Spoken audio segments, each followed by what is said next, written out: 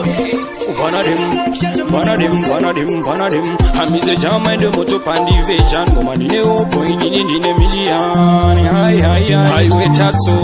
Hi.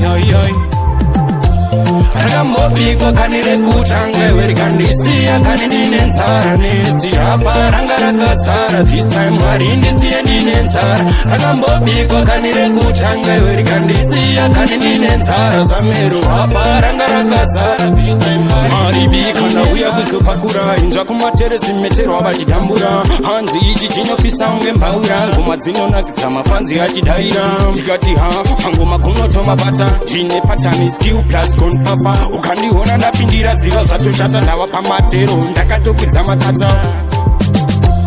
Ragambobi kwa kanire kutanga where can we see a caninin and Sara Nesti Aparanga Sara this time Marindi see and Sara Ragambobi kwa kanire kutanga where can we see a caninin and Sara Zameru Aparanga Sara this time Swaganzi chara chimwe hachitanye rumeri imwe hari kombe churu mavanzi baita chikafu chenzeve chabikwa na Severo na Singu na Nesti pasi bodondo varatidza unyanzvi inine ngoma tiri kuru pane bandi ndiri hiro ndakazvarirwa mumanzi changu chete kuvabikira mimanzi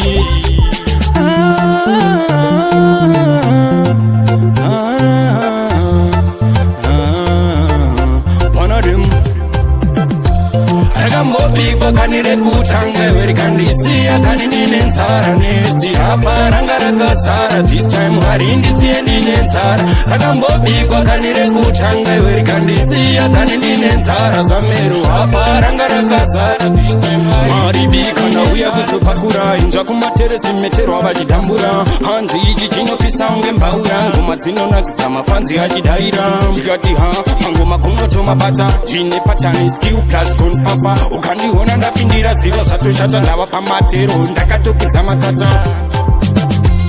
Ragambobi kwa kanire kutanga where can we see a caninin and Sara Nesti Aparanga Sara this time Marindi see and Sara Ragambobi kwa kanire kutanga where can we see a caninin and Sara Zameru Aparanga Sara this time Swaganzi chara chimwe hachitanye rumeri imwe hari kombe churu mavanzi baita chikafu chenzeve chabikwa na Severo na Singu na Nesti pasi bodondo varatidza unyanzvi inine ngoma tiri kuru pane bandi tiri hiro ndakazvarirwa mumanzi changu chete kuvabikira mimanzi